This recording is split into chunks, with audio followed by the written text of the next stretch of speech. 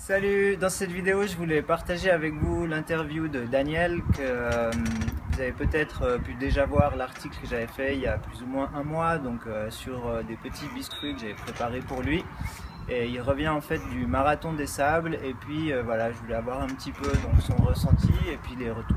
Donc je vais le laisser se présenter et voilà. Salut tout le monde, Daniel, donc voilà, je fais de la course à pied depuis un peu plus de 7 ans et voilà, je crois que le but aujourd'hui c'était qu'on parle un petit peu de mon expérience sur le marathon des sables par rapport à cette alimentation, par rapport à ces biscuits, par rapport à tout ça et que je vous parle un petit peu voilà, de mon vécu sur place et je crois que c'était un petit peu le but de l'interview. Donc voilà, je fais de la course à pied depuis 7 ans. J'avais plutôt démarré la course à pied sur route. Et puis c'est un ami, Jean-Marc, qui m'a fait découvrir, Jean-Marc que je salue, je peux saluer, qui m'a fait découvrir donc le trail, la course en montagne. Je lui avais dit voilà, écoute, je viendrai avec toi 2-3 fois et puis après ben voilà, faut pas m'en vouloir si j'arrêterai. Et pour finir, ça fait 7 ans que je fais ça, donc le trail me plaît plus. C'est des courses sur un terrain beaucoup plus mou. Et du coup, voilà, on se tape moins les articulations et puis voilà, moins de traumatisme. On le ressent, en tout cas moi je le ressens. Ça me fait moins mal, on va dire, que sur les courses sur route. Donc juste pour peut-être bien préciser, en fait le marathon c'est tout le temps sur route, sur terrain dur, et puis le trail c'est dans la nature, les petits sentiers, ça monte, ça descend, les cailloux. C'est en montagne, c'est 90%, presque 100% de sentiers, donc ce qui est différent aussi que les courses sur route, c'est cette variation du rythme. On monte, donc voilà, quand je monte, je ne cours pas comme l'élite, donc comme les grands athlètes.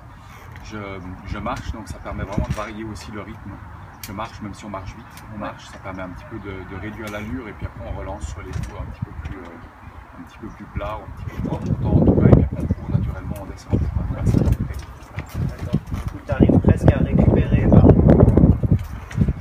on peut dire ça, on a forcément le rythme cardiaque qui descend, alors que voilà, sur un marathon sur route, on est toujours très haut. Alors en tout cas, c'est comme ça que je vis moi le trail. Il y a certainement des personnes qui sont à coin aussi quand elles font du trail. Moi, le fait de ne pas pouvoir courir en montée, voilà, ça me permet de récupérer un petit peu l'effort en montant, tout simplement. Ok, mais quand tu dis que tu peux pas, c'est parce que tu sens que tu n'as pas la capacité ou c'est juste... C'est que si je cours en montée, je vais effectivement m'exploser la fréquence cardiaque. Donc à peine je vais me mettre à courir que ça va monter tout à coup très très haut. Donc c'est inutile, je ne vais pas forcément gagner assez de kilomètres/heure par rapport de l'effort physique. Okay.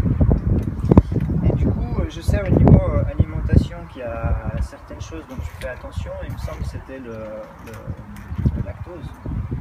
C'est lactose et surtout le gluten. Voilà, donc gluten. Voilà, je me suis découvert il y a un peu plus d'une année, une intolérance au gluten. Donc je cherchais parce que j'avais toujours des problèmes sur mes courses de digestion, des nausées, des vomissements, bref, voilà, ce qui m'évitait en fait de passer des courses, de pouvoir profiter même des paysages quand on n'est pas bien. Voilà, c'est des courses qui sont un petit peu plus difficiles. Et du coup j'ai cherché un petit peu quel était le problème. Alors j'ai fait beaucoup de recherches et j'en suis arrivé à un certain moment à faire des analyses de sang. Et puis voilà, on m'a dit que j'avais une forte intolérance au gluten. Donc je fais attention et c'est pas pour autant que dans ces dernières courses, ces problèmes se sont arrêtés. Mais je me sens de toute manière mieux moi, je dirais même hors activité sportive, depuis que j'ai cessé, ou du moins depuis que j'ai diminué, parce que voilà, je suis pas allergique, donc j'ai le droit quand même de m'octroyer quelques pizzas ou pâtes, même si je fais vraiment très attention. Il faut juste pas que tu en manges tous les jours. Voilà, il faut éviter, non, il faut carrément que j'en mange pas à la base, et puis éventuellement une fois par semaine. Donc si je dois faire un écart, 1 ou 2 fois par semaine, sans que ce soit effectivement quotidien. Ok. Et donc pour revenir un peu au marathon des sables, donc ça fait pas longtemps que ça s'est terminé, et pour les gens qui connaissent pas, si tu peux un petit peu expliquer comment ça se passe, le temps que ça dure, ce que vous avez à faire chaque jour. Alors ouais, le marathon des sables, c'est une course difficile où effectivement elle se déroule sur 10 jours. C'était du 3 au 13 avril. Et alors c'est pas durant 10 jours que l'on court, on a une première journée typiquement quand on arrive sur place administrative, technique, où on va faire peser son sac, présenter son certificat médical, son électrocardiogramme au repos, bref il y a toute une journée vraiment de mise en place. Et ensuite voilà, on reste avec son sac, c'est une course qui s'effectue en totale autonomie, donc on porte toute sa nourriture pendant les 7 jours durant lesquels on va courir ces étapes pour arriver à ces fameux 250 km sur 7 jours. Et donc on porte sa nourriture, on porte son sac de couchage, son matelas si on veut un matelas. Après voilà, on porte en fait le confort qu'on veut bien prendre avec soi. Ouais, on est limité je crois avec le poids. Hein. Voilà, le poids au minimum, ça c'est pour l'élite surtout, mais le minimum c'est 6,5 kg. Ouais. Et difficile d'aller plus bas. Hein. Moi, il faut savoir que j'avais un sac de 11,5 kg. Donc j'aurais bien voulu être à 6,5 kg aussi. Donc j'ai pris avec moi plus de confort que certains. Et puis le maximum c'est 15 kg. D'accord. Et en plus de ce poids très lourd, parce qu'on est effectivement après dans des conditions qui sont assez extrêmes, il fait chaud, il faisait un petit peu plus de 40 degrés par passage. Apparemment on n'a pas forcément eu un marathon des sables des plus chauds, parce qu'on avait, ça soufflait pas mal, on avait pas mal de vent, même s'il vient de face, il ne dérange pas parce qu'il rafraîchit. Et puis après on est sur des terrains qui sont, comme moi je ne connaissais pas forcément, du sable, des fois c'est un peu plus dur, des cailloux, de la roche, bref, un terrain qu'on n'a pas forcément l'habitude de pratiquer tous les jours. Donc le sac, le chaud, et donc la lourdeur sur les épaules, le chaud, et puis le terrain qui est différent d'habitude. Et puis en fait le poids du sac, l'eau est comprise ou bien l'eau elle vient s'ajouter à ce poids?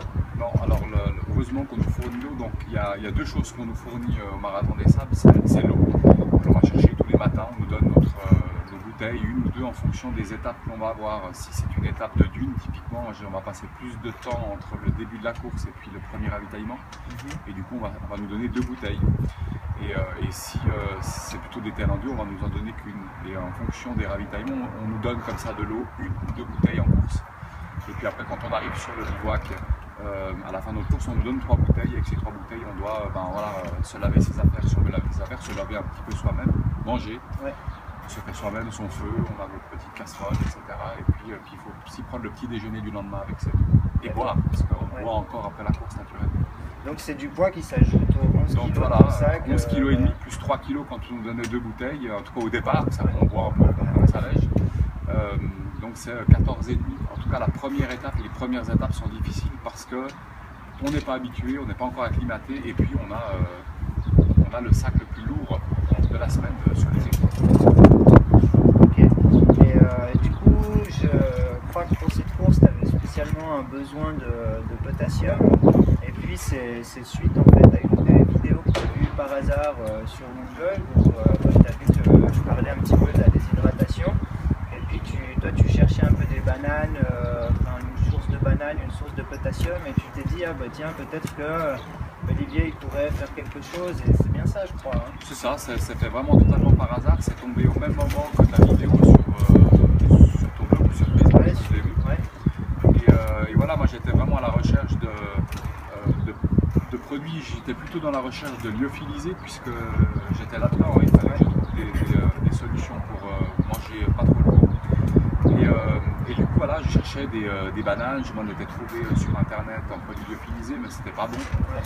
Et puis bon, voilà, ça m'a fait tilt, j'ai vu que tu préparais ça, donc je t'ai abordé. Et puis au début j'étais plutôt parti effectivement sur des bananes ou des produits peut-être sucrés. Ouais.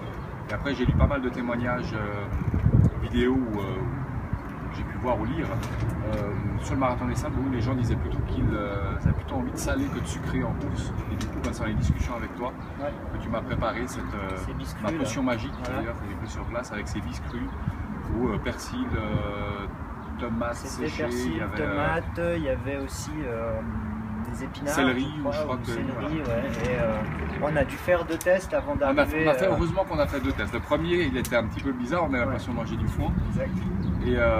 Et ensuite, le deuxième, voilà, le goût était toujours étrange pour moi au début, mais je me suis vraiment habitué et ça m'a vraiment fait du bien. Alors après, de nouveau, est-ce que c'est psychologique ou pas? C'est vrai que moi, on m'avait beaucoup parlé du potassium, sodium, potassium. Il faut savoir que le sodium, donc le sel, on recevait ça fait partie vraiment du matériel obligatoire fourni par le Marathon des Sables, les pastilles de sel. Donc qu'on est obligé d'en prendre en fonction de ce que les médecins nous disent là-bas. En général, 2 pastilles par bouteille ou 4 après 3 heures de temps, donc c'est vraiment très rigoureux. Et puis le potassium fait partie aussi de cette pompe qui permet justement de bien s'hydrater, sodium-potassium. En tout cas, voilà, c'est tous les témoignages que j'ai pu lire. Et en discutant aussi avec la nutritionniste, donc je voulais absolument du potassium. Donc d'abord du potassium en sucré et salé, pour moi c'était très important, et c'est vrai que j'allais chercher forcément plus le salé, donc les témoignages j'avais été juste. Et ça me faisait du bien. Typiquement, j'ai pas fait de rétention d'eau, j'ai pas gonflé, ce qui était le cas de mes 2 amis en course. Donc en tout cas, par rapport à certaines particularités, ça m'a fait du bien. J'ai pas souffert aussi. Donc je le disais avant, en général, je souffre dans mes courses de nausées, de problèmes digestifs. Et là, sur 250 km, mais il ne s'est rien passé. Donc ma grande victoire, donc j'aurai une course tout bientôt, je vais retenter l'expérience et des pastilles de sel et du potassium sous forme de produits déshydratés. D'ailleurs, c'est l'occasion aussi de repréparer des biscuits et d'autres petites choses, et puis voir sur une course ici comment tu ressens une course que tu aurais peut-être déjà pratiquée une fois. Exact. Où tu peux avoir un avis, tu peux plus dire ce que tu ressens. C'est ça, c'est que le marathon des sables, pour finir, ça s'est bien passé, mais voilà, on marche plus qu'on court, donc voilà, la pompe cardiaque ne va pas aussi haut que dans un trail, les barrières horaires sont un petit peu plus larges, même beaucoup plus larges, donc c'est pas les mêmes courses. Donc ce serait intéressant de prendre cette expérience maintenant positive et puis de la transférer sur cette prochaine course que j'ai au mois d'août. Ce sera un trail de nouveau dans les alentours du Mont Blanc, et 220 km, plus de 7000 mètres de dénivelé, donc je vais être tout à fait dans l'esprit du trail que j'ai fait l'année dernière, la CCC, et qui était une course sur 100 km, 6000 mètres de dénivelé, où j'ai vraiment souffert, j'ai vraiment eu des problèmes digestifs. Vraiment, là, ça sera vraiment la vraie comparaison. D'accord, écoute, je pense que c'est une bonne idée, et puis on pourra aussi peut-être, je t'avais fait goûter des barres de fruits que j'ai préparées il y a quelques temps, et puis là j'essaye un petit peu de développer plusieurs goûts, une petite gamme un petit peu, et du coup ça pourrait éventuellement être quelque chose en plus que tu pourrais aussi avoir avec toi, et qui vraiment ferait peut-être un apport. Ou remplacer ce que j'ai, parce que des pâtes de fruits, je te les avais montrées, donc j'en ai aussi. Simplement, voilà, c'est des produits industriels, donc avec grand plaisir. Si, la difficulté, c'est toujours de trouver des produits qui sont protégés sous vide, que tu peux ouvrir et manger, aussi, qui ne se collent pas dans ta poche, etc. Donc c'est vrai que si tu arrives à faire ce genre à trouver cette solution-là, mais il est évident que je vais effectivement remplacer, parce que ça sera des produits beaucoup plus naturels. Et d'ailleurs, je ne sais pas si tu as déjà entendu parler de Pierre, le sportif vivant. C'est quelqu'un que j'ai découvert aussi sur internet, qui fait beaucoup d'ultra trail, et qui lui est passé à une alimentation crue déjà, je crois qu'il y a 2 ans plus ou moins. Et j'ai pu voir un peu quelques-unes de ses vidéos, et je pense que comme vous faites le même sport, ça pourrait être intéressant pour toi de voir un petit peu ses vidéos, et puis voir un petit peu son ressenti, parce que lui il est vraiment passé aussi d'une alimentation complètement omnivore à crudivore, et pas pour que tu deviennes crudivore, mais simplement pour avoir des informations de quelqu'un qui fait vraiment des ultra trails, et puis qui peut partager un petit peu son ressenti. Et, ça pourrait être moi je prends tout me plaît en fait, les expériences des autres me servent aussi, des fois je les essaye, des fois ça me convient, des fois ça me convient pas. Après je pense qu'on est tous habitués je crois qu'il faut s'habituer en amont au changement d'alimentation. Donc c'est vrai que moi, si tu me mets aujourd'hui avec des produits, avec des crudités, ou de me faire devenir crudivore et me faire partir pour un trail, je pense que ça va mal se passer. Je pense aussi, Donc je suis habitué à une nourriture, moi je suis plutôt celui qui va essayer de montrer aux autres qu'on arrive à vivre une vie tout à fait normale, et puis qu'on arrive peut-être à faire aussi des activités un petit peu plus extrêmes. Maintenant, malgré tout, plus je vais de l'avant, plus je vois qu'il faut que je fasse aussi attention. Si je veux continuer à faire ce genre de choses, il faut que je fasse attention à mon alimentation justement, à plutôt perdre du poids qu'en prendre. Donc plus je vais de l'avant, plus j'ai aussi envie d'aller peut-être un peu plus vite aussi. Donc inévitablement, c'est des témoignages qui pourraient me plaire. Et puis des idées à prendre. Voilà, et puis peut-être te dire pour telle ou telle course, je vais essayer de me préparer un petit peu plus naturellement, et peut-être essayer de manger un petit peu mieux, et pour voir si moi je ressens une différence ou pas. Ça fait, je vois que de toute manière j'y vient, voilà, comme je le disais avant, de manière plutôt automatique, parce que ça semble évident. Voilà. Il faut essayer des choses un petit peu plus naturelles. J'ai encore dans mes affaires des produits, des gels que beaucoup de gens sur la course prennent. C'est facile, c'est liquide, donc ça fait aussi du bien. Et c'est vrai que je me suis habitué à ces gels qui me faisaient plutôt mal au début. Et là, on s'habitue aussi à ce genre de choses.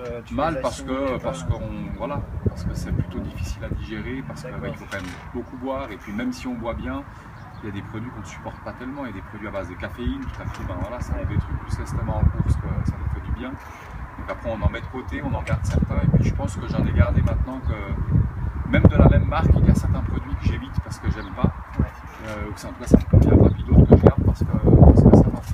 Donc après à voir effectivement si j'arrive à remplacer peut-être ces produits plutôt industriels chimiques, même si c'est écrit dessus que c'est naturel, par des choses beaucoup plus simples. Il suffit de regarder l'élite du marathon des sables et de bien des courses. Les Marocains, ils sont habitués à manger des noix, des dattes. Donc quand il nous disait ce qu'il avait dans sa petite pochette, effectivement, c'était très naturel et très simple. Du coup, effectivement, on s'interroge. Maintenant, c'est des gens qui restent beaucoup moins de temps sur le terrain, qui vont très vite. L'un va avec l'autre, on va dire. Mais ça ne veut pas dire que moi, je ne pourrais pas prendre ce genre de... C'est simplement des habitudes à prendre. Et puis physiologiquement, on est tous pareils. Donc après, on ne s'adapte pas tous de la même manière, mais on est tous constitués la même chose. Ça devrait jouer, à moins d'être allergique ou d'avoir des problèmes sur certains aliments. Autrement, oui. Ok. Et ta prochaine course, c'est où? C'est quand? C'est combien de kilomètres? Alors, je l'ai dit avant, c'est la TDS, on l'appelle. Donc, au Mont Blanc, il y a 3 courses. Maintenant, il y en a même 4. Il y a l'Ultra Trail du Mont Blanc, qui est la course la plus connue, qui fait partie justement de l'Ultra World Tour, dont fait partie le Marathon des Sables. La Diagonale des Fous, il y a plein de courses de fous, justement, qui se trouvent dans cette liste. Et puis, l'Ultra Trail du Mont Blanc, ça a toujours été mon objectif. Mais pour l'atteindre, il faut déjà avoir des points. Il faut avoir 9 points en 3 courses. Puis ces points, on arrive à les avoir en faisant justement d'autres courses plus ou moins importantes. Celle de l'année dernière, la CCC, qui démarrait de Courmayeur, qui passait par Champais pour arriver à Chamonix, faisait 100 km. Et puis la succession maintenant, avant d'arriver à l'UTMB, c'est de faire celle du milieu qui s'appelle la TDS, sur les traces du Duc de Savoie, qui part de Courmayeur, qui arrive aussi à Chamonix, mais qui prend un autre chemin, on va dire, où il y a plus de dénivelé, c'est un peu plus long. Au lieu de 100, on passe à 120, au lieu de 6, on passe à 7005 de dénivelé positif et négatif. Et puis du coup, en durée, plus qu'on monte plus, on est plus lent. Donc en durée, c'était du 26 heures de barrière horaire, la CCC, là je crois qu'on est sur du 34, 32, je ne me rappelle plus maintenant, mais c'est une course qui est un petit peu plus longue et qui devrait me propulser à pouvoir m'inscrire en décembre à l'UTMB, l'Ultra Trail du Mont Blanc, qui lui part de Chamonix, fait tout le tour du Mont Blanc et revient à Chamonix. Environ 170 km pour plus de 11 000 mètres de dénivelé sur 45 heures. Donc ça, c'est la grosse course. C'est plus agréable de courir en hiver qu'une autre partie de l'année, parce que là tu dis que c'est en décembre. Non, pas en décembre. J'ai dit en décembre. Non, alors je suis trompé. La course, elle est en août. Ah d'accord. C'est toujours en août. C'est toujours le dernier week-end d'août que toutes ces courses-là partent en même temps. Donc à quelques jours près, on va dire. Mais dans la même semaine, la CCC, la TDS ou l'UTMB partent justement mercredi, jeudi, vendredi et samedi. Toutes les courses se déroulent à peu près, mais dans la même semaine, au mois d'août, fin août. D'accord, ok. Non, en hiver, il faut skier. Bon, après, on peut se dire que courir en hiver, c'est plus agréable parce que du coup, on va avoir moins chaud. Bon, on s'entraîne en tout cas. Je ne cesse de m'entraîner, même au Salève en hiver avec mes compagnons de course, mes amis. Donc Salève, c'est une montagne qu'on a juste à côté de chez nous, si jamais. C'est un magnifique terrain de jeu que je vous invite à découvrir parce que c'est vraiment une montagne qui n'est pas très élevée, mais qui a tous les comportements techniques de la haute montagne. Il y a beaucoup de petits sentiers, on y grimpe, on fait de la voile, il se passe beaucoup de choses dans cette montagne. Donc n'hésitez pas, ceux qui n'ont pas la Et même ceux de Genève qui bien souvent ne connaissent même pas le Salève, qui ne sont jamais montés. Ok, super. Je sais aussi qu'avec tes collègues, du coup, vous étiez 3 à courir ensemble la course et vous avez en fait participé à cette course aussi dans le but de représenter une association et puis de développer un projet en Afrique. Et est-ce que tu voudrais en parler peut-être un petit peu, parce que je trouve que c'est aussi une super chose que vous avez fait. Avec plaisir. Alors oui, on s'est inscrit d'abord au Marathon des Sables parce qu'on voulait se lancer un défi, c'était une aventure et c'était en fait le premier objectif. Et puis en regardant un petit peu de plus près cette course, on s'aperçoit que le Marathon des Sables est une course très solidaire. Il y a beaucoup de gens qui courent pour des associations et puis du coup ça nous a donné des idées. Et puis voilà, moi j'étais parti en Afrique il y a presque 30 ans maintenant, au Burkina Faso. J'ai gardé contact avec des gens là-bas sur place, et puis il y a une association depuis quelques années, qui existe depuis de nombreuses années même, et puis on s'est dit, bah tiens, on va peut-être utiliser le Marathon des Sables, c'est peut-être la bonne formule, c'est quelque chose de très médiatisé pour demander aux entreprises que l'on connaît de pouvoir participer, de nous accompagner.